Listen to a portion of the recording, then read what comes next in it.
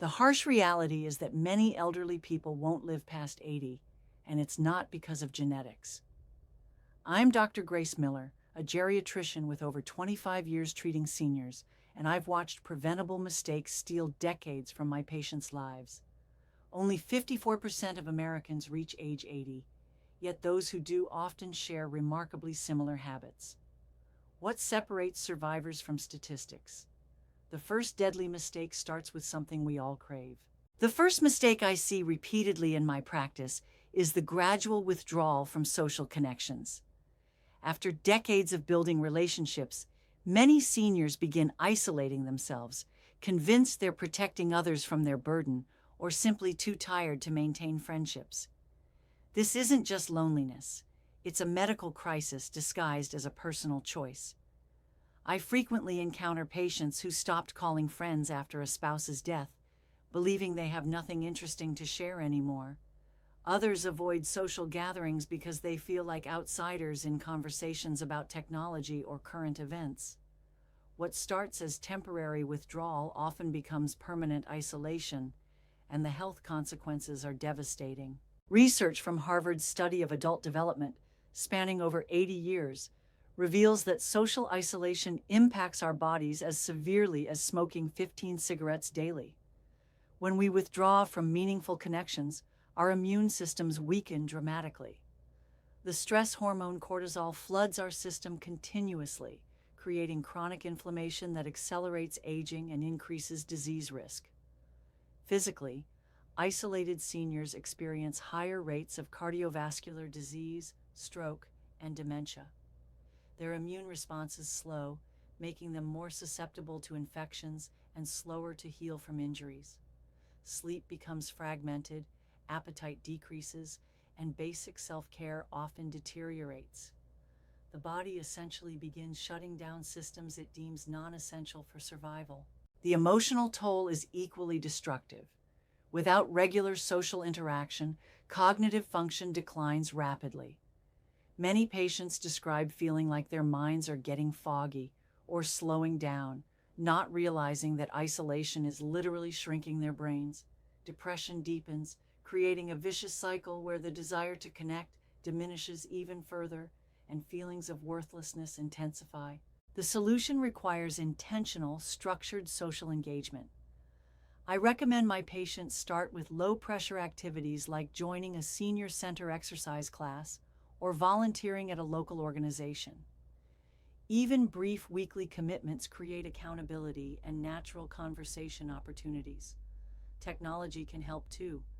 Video calls with family members provide visual connection that phone calls cannot match. Community programs specifically designed for seniors, such as intergenerational activities or skill-sharing groups, combat the feeling of being irrelevant while providing purpose. The key is consistency rather than intensity. Regular, brief interactions prove more beneficial than occasional lengthy visits. Social connections protect us from isolation's deadly effects, but physical movement is equally critical for reaching and thriving past 80. The second deadly mistake stems from a dangerous misconception that exercise becomes risky or pointless after age 70. This belief kills more seniors than almost any single disease, yet it's completely preventable with proper understanding. How often have you heard someone say, "At my age, I need to take it easy," or "I don't want to hurt myself"? This mindset, while seemingly protective, actually accelerates the very decline people fear. The irony is heartbreaking.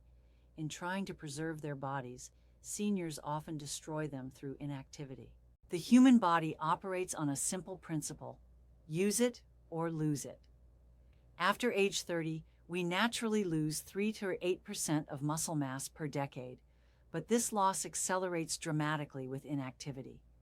Sedentary seniors can lose up to 15% of their muscle mass annually. This isn't just about appearance. Muscle tissue is metabolically active, burning calories and supporting immune function even at rest. The physical consequences cascade rapidly. Sarcopenia, the medical term for age-related muscle loss, leads directly to frailty and increased mortality risk. Bones, deprived of the stress that exercise provides, become porous and brittle. Balance deteriorates as core muscles weaken, making falls increasingly likely. Once a senior falls and breaks a hip, their chance of dying within 1 year increases by 40%. Perhaps more devastating is the emotional impact. Fear becomes a prison. Many seniors develop what I call movement anxiety. They become so afraid of falling or injuring themselves that they progressively limit their activities. This creates a vicious cycle where reduced movement leads to reduced confidence, which leads to even less movement. Independence evaporates gradually, then suddenly. The solution isn't complicated, but it requires abandoning the all-or-nothing mentality. I recommend starting with chair exercises, simple movements that can be done safely while seated. Resistance bands provide strength training without heavy weights. Balance exercises, even holding onto a counter while standing on one foot, can rebuild stability within weeks. Water aerobics offers joint-friendly resistance, while Tai Chi combines gentle movement with balance training. The key is progression, starting with what feels manageable and gradually increasing intensity. Even 5 minutes of daily movement provides measurable benefits within 2 weeks. Movement keeps us strong and independent, but what we consume matters just as much for longevity past 80. When did we start believing that every health problem requires a prescription? The third mistake I witness is the dangerous over-reliance on medications as the primary solution to aging-related health issues. This pharmaceutical dependency often creates more problems than it solves. Walk into any senior's home and count the pill bottles. The average American over 65 takes 5 prescription medications daily, with many taking 10 or more. What's alarming isn't just the quantity, it's the blind faith that more pills equal better health. This couldn't be further from the truth. Polypharmacy, the medical term for taking multiple medications simultaneously, creates a biochemical minefield inside the body. Each drug affects multiple organ systems, and when combined, these interactions become unpredictable and often dangerous. The liver, already working harder with age, struggles to process this chemical cocktail. The kidneys, responsible for filtering these substances, become overwhelmed and begin declining faster. Research from Johns Hopkins reveals that seniors taking 5 or more medications have a 50% higher risk of adverse drug events. These aren't minor side effects. They include life-threatening complications like severe bleeding, organ failure, and dangerous drops in blood pressure. Falls become more frequent due to dizziness and cognitive impairment caused by drug interactions. The physical consequences extend beyond immediate dangers. Many seniors develop medication-induced conditions that require additional medications, creating a vicious cycle. Blood pressure medications cause ankle swelling, leading to diuretic prescriptions. Pain medications cause constipation, requiring laxatives. Sleep aids create dependency and worsen natural sleep patterns. Emotionally, many seniors describe feeling like walking pharmacies rather than human beings. They lose trust in their body's natural ability to heal and adapt. The constant reminder of illness through daily pill regimens reinforces a sickness identity rather than promoting wellness thinking. Decision-making becomes passive. Seniors defer to pills rather than lifestyle changes that address root causes.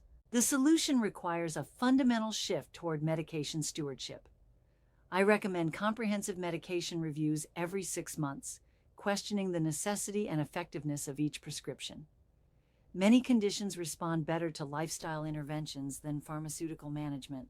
Sleep hygiene often eliminates the need for sleep medications. Regular exercise can reduce blood pressure medication requirements. Proper nutrition addresses many digestive issues without pharmaceutical intervention. This doesn't mean abandoning all medications. Some are genuinely life-saving. The goal is using them judiciously rather than reflexively, addressing underlying causes rather than just masking symptoms. While medications have their place in modern medicine, Ignoring preventive health care creates even more dangerous long-term consequences. Picture this scenario. You maintain your car with regular oil changes, tire rotations, and inspections to prevent breakdowns, yet you avoid medical checkups for years until something catastrophic happens. This fourth deadly mistake, skipping preventive health care, transforms manageable health issues into life-threatening emergencies. The statistics are sobering. Nearly 40% of seniors skip recommended preventive screenings, often justifying this with phrases like, "I feel fine," or "I don't want to find something wrong." This avoidance mentality stems from fear, cost concerns, or the misguided belief that aging naturally means declining health that can't be prevented. Early detection fundamentally changes disease outcomes. Cancer caught in stage 1 has a 90% 5-year survival rate, while stage 4 drops to 10%. High blood pressure, when detected early, responds well to lifestyle changes and minimal medication. Left undiagnosed, it silently damages the heart, kidneys, and brain for years before causing strokes or heart attacks. The window of opportunity for intervention narrows rapidly with age. A small, irregular mole detected during an annual skin exam can be removed in minutes. That same mole, ignored for 3 years, may require extensive surgery, chemotherapy, and radiation. Osteoporosis caught early through bone density screening can be managed with supplements and exercise. Discovered after a hip fracture, the damage may be irreversible. The physical consequences of delayed diagnosis often mean facing advanced disease stages with limited treatment options. Tumors that could have been surgically removed become inoperable. Heart disease that could have been managed with lifestyle changes requires bypass surgery. Kidney disease that could have been slowed progresses to dialysis dependency. Emotionally, the impact devastates both patients and families. The guilt of, "If only I had gone to the doctor sooner," becomes overwhelming. Crisis-driven medical care creates anxiety and panic rather than calm, planned management. Families bear the burden of watching preventable suffering unfold, often becoming caregivers for conditions that could have been avoided entirely. My approach emphasizes proactive health partnerships rather than reactive crisis management. Annual comprehensive physicals should include blood work, cancer screenings appropriate for age and gender, cardiovascular assessments, and cognitive evaluations. I recommend patients maintain health journals, tracking changes in energy, sleep, appetite, or physical function between visits. Technology now enables remote monitoring for many conditions. Blood pressure cuffs, glucose monitors, and even smartphone apps can detect irregular heart rhythms early. The key is establishing baseline measurements when healthy, making abnormal changes immediately apparent. Prevention works remarkably well when implemented consistently, but our eating habits can undermine everything we do right medically. The fifth mistake reveals itself every time I review a senior's food diary: the dangerous belief that age grants permission to abandon nutritional discipline. This "I've earned the right to eat whatever I want" mentality accelerates aging more rapidly than almost any other single factor. A troubling pattern emerges during routine appointments.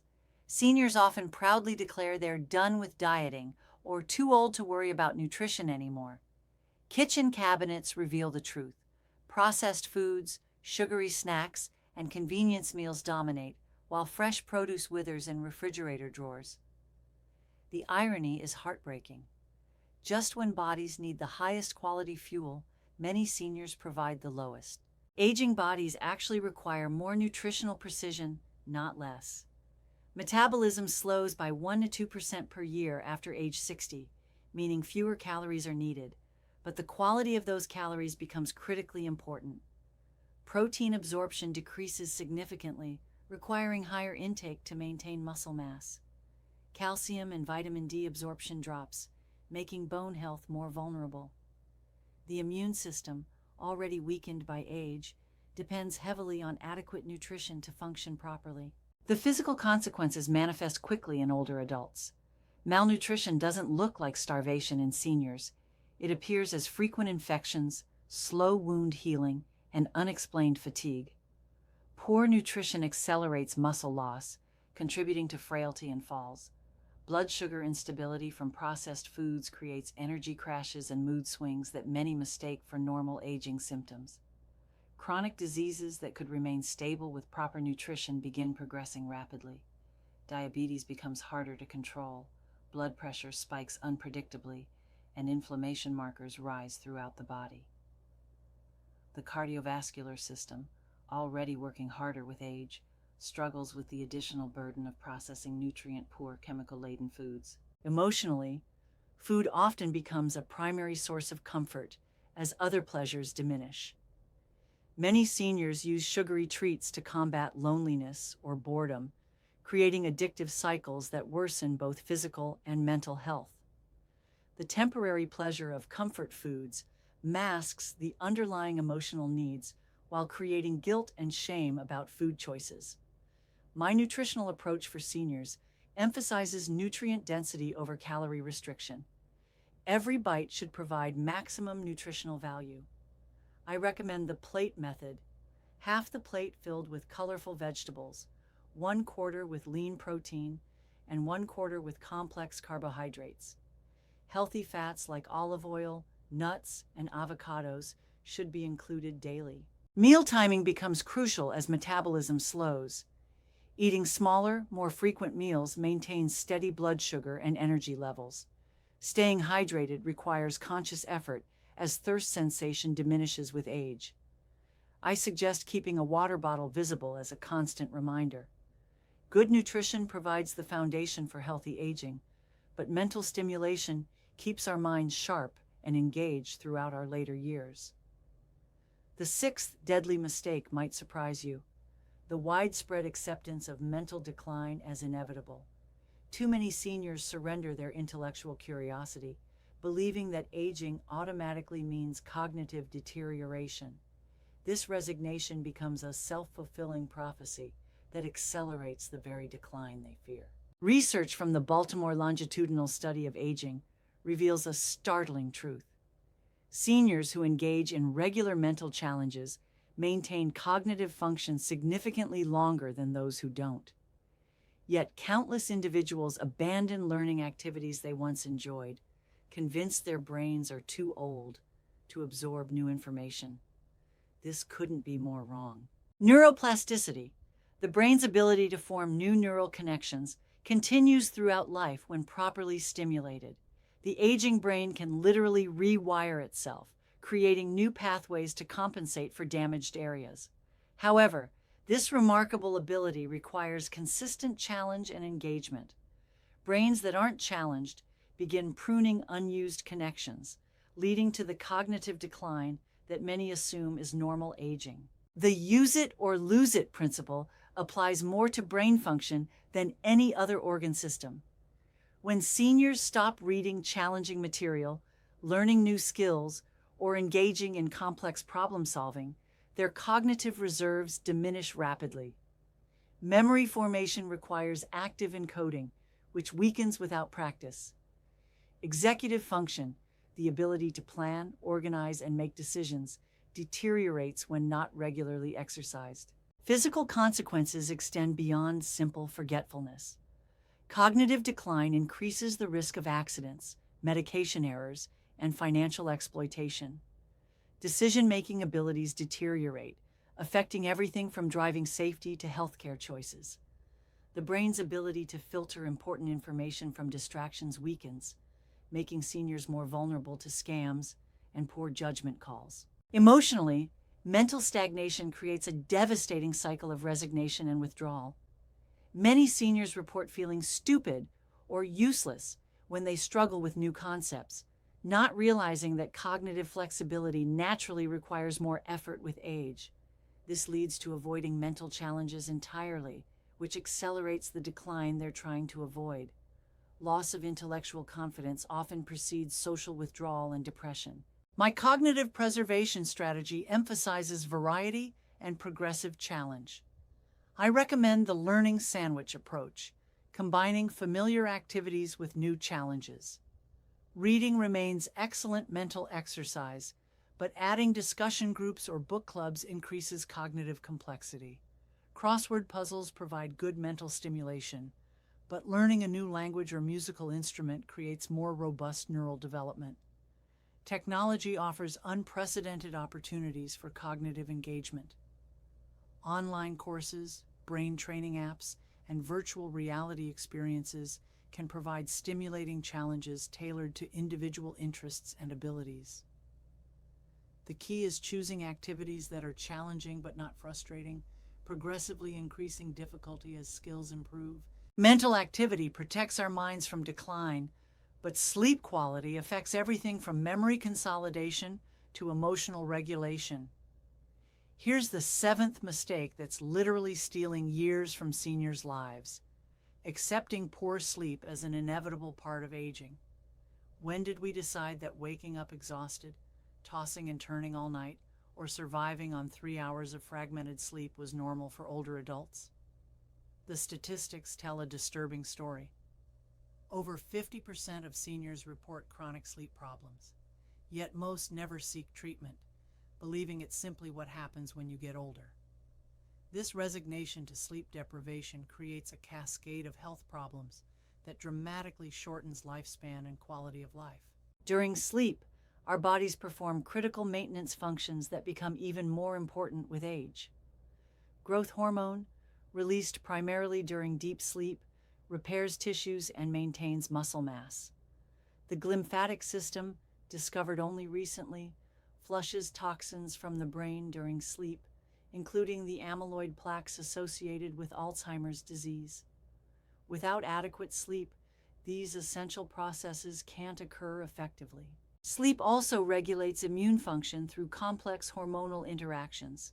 Seniors who consistently sleep fewer than 6 hours nightly have 3 times higher infection rates than those getting 7 to 8 hours. Wound healing slows dramatically with sleep deprivation, turning minor injuries into major complications.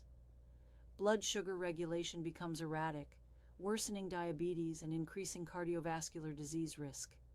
The physical consequences compound rapidly in older adults. Chronic sleep deprivation increases fall risk by 40% due to decreased reaction time and balance problems. Cognitive processing slows, making driving dangerous and increasing accident risk. Appetite regulation becomes disrupted, leading to weight gain and metabolic problems that further worsen sleep quality. Emotionally, sleep deprivation devastates mental health in seniors. Irritability and mood swings strain relationships with family and caregivers. Depression rates triple among chronically sleep-deprived seniors, creating a vicious cycle where poor sleep worsens depression, which further disrupts sleep. Memory problems caused by sleep deprivation often get misdiagnosed as early dementia, creating unnecessary anxiety and despair. My sleep optimization approach starts with addressing age-related sleep changes. Melatonin production decreases significantly after age 60, making it harder to fall asleep naturally. I recommend melatonin supplements taken 30 minutes before desired bedtime, but timing is crucial. Too early or too late disrupts natural circadian rhythms. Sleep environment becomes critical as sensitivity to temperature, light, and sound increases with age. Bedroom temperature should be kept between 65–68 degrees Fahrenheit.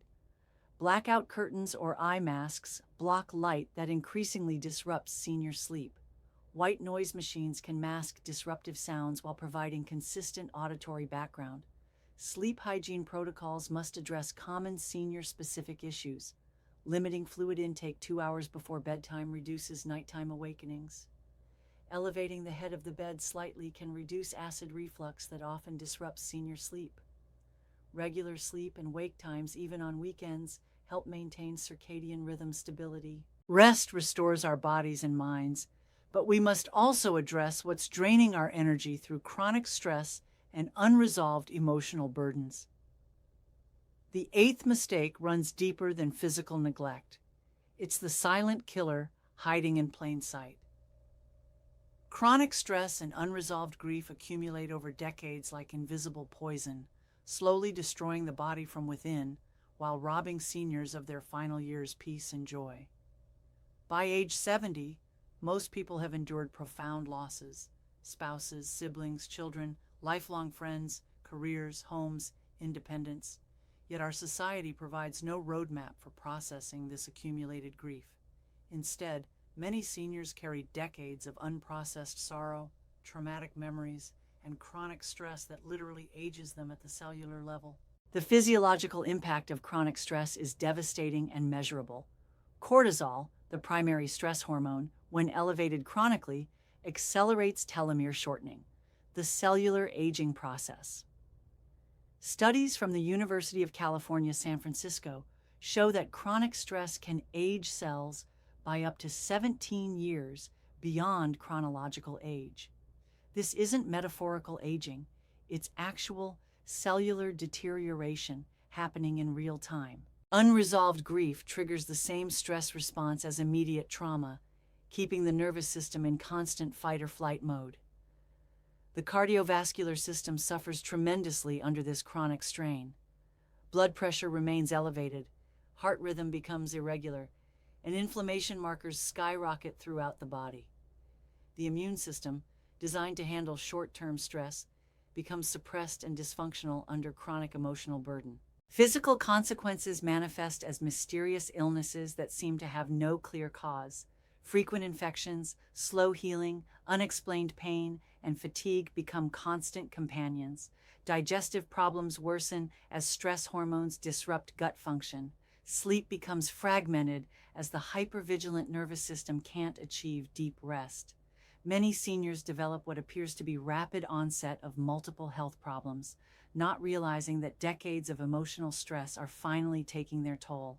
The emotional toll creates a prison of numbness and despair. Many seniors describe feeling emotionally dead or going through the motions of living.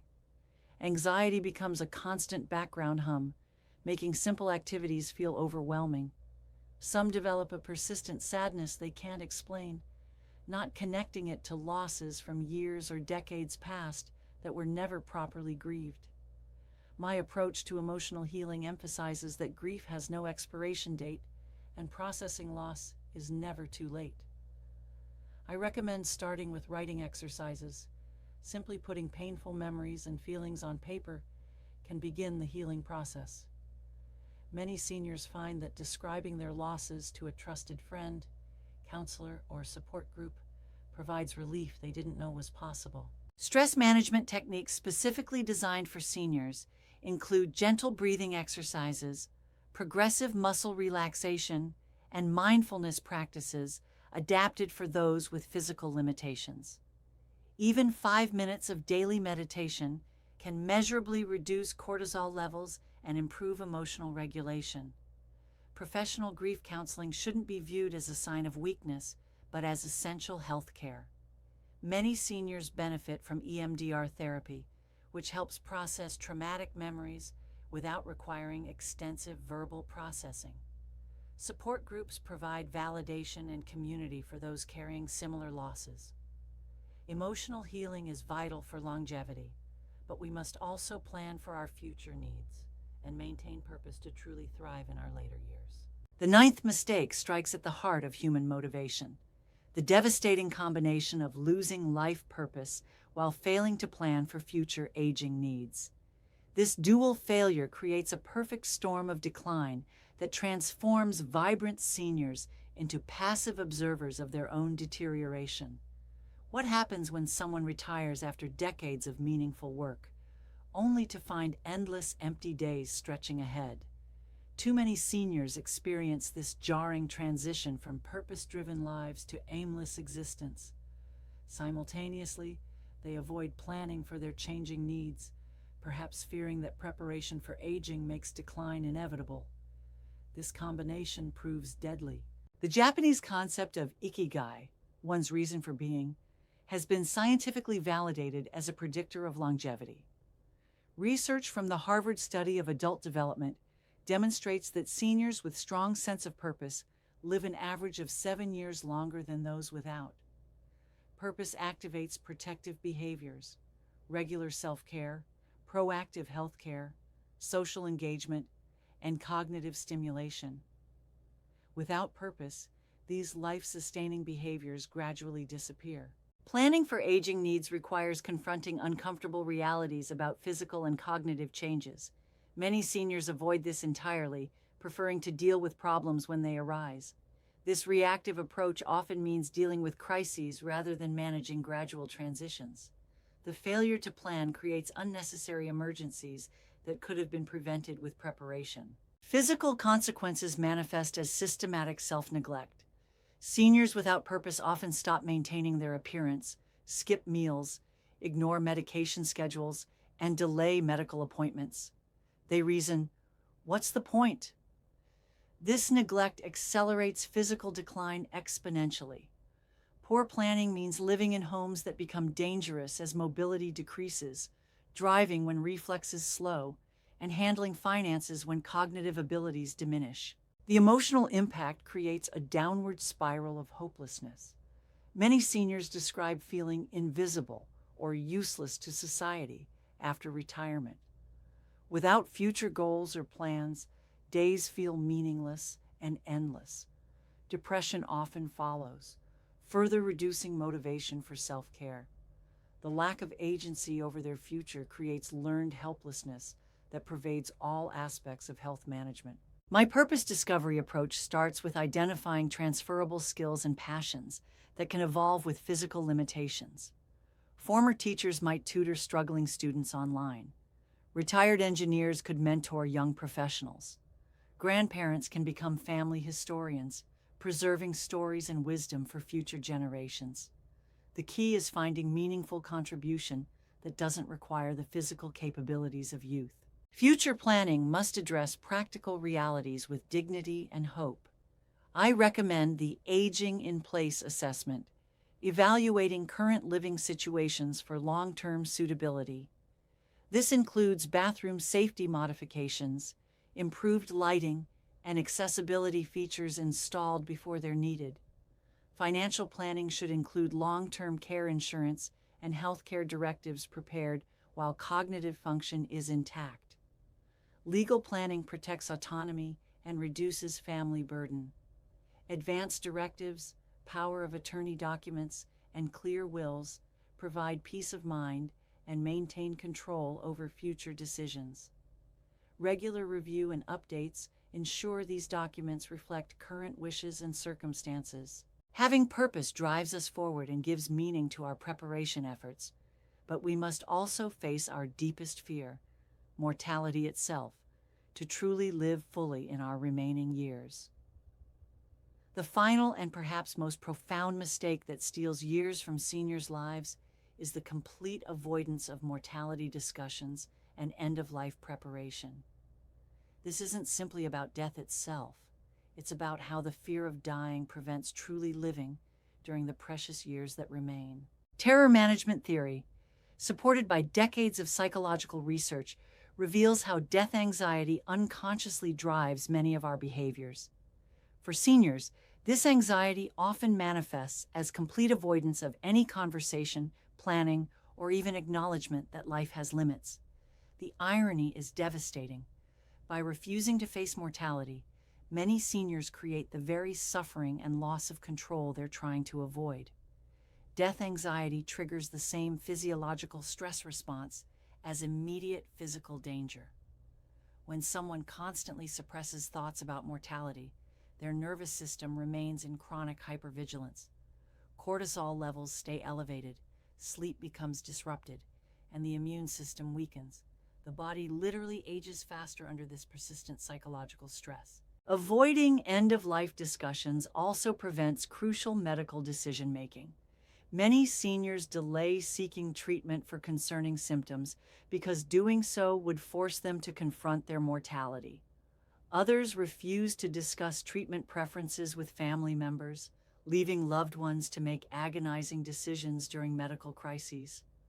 This avoidance often leads to aggressive, unwanted medical interventions that cause suffering rather than providing comfort. The physical consequences extend beyond delayed medical care. Seniors who refuse to plan for end-of-life needs often live in constant low-level panic about their future. This chronic stress accelerates cardiovascular disease, suppresses immune function, and contributes to cognitive decline. The energy spent avoiding thoughts of death could be channeled into life-enhancing activities instead. Emotionally, death avoidance creates barriers between seniors and their families. Adult children desperately want to discuss their parents' wishes, but many seniors shut down these conversations entirely. This communication breakdown leaves families feeling helpless and seniors feeling isolated. The unspoken fear of death becomes the elephant in every room, preventing authentic connection during precious remaining time together. My approach to mortality acceptance begins with reframing death discussions as life enhancement conversations.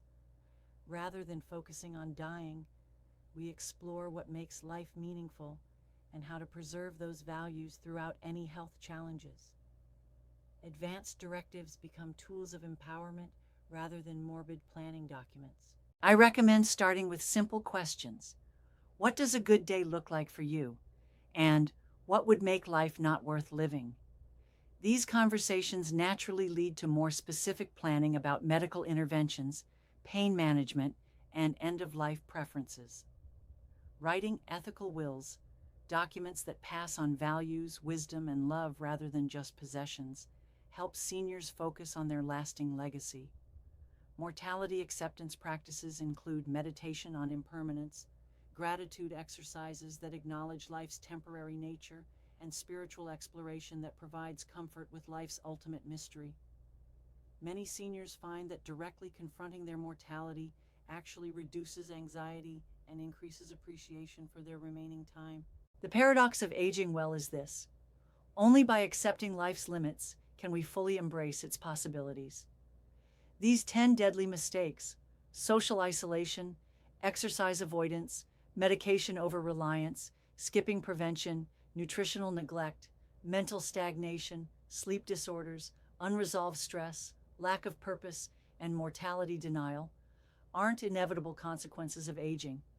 They're choices, and different choices lead to dramatically different outcomes. Reaching 80 and beyond with vitality, purpose, and joy isn't about luck or genetics.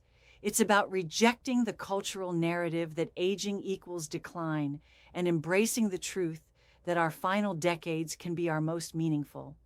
The seniors who thrive past 80 understand something profound. Aging isn't about fighting time. It's about making peace with it while living fully within it.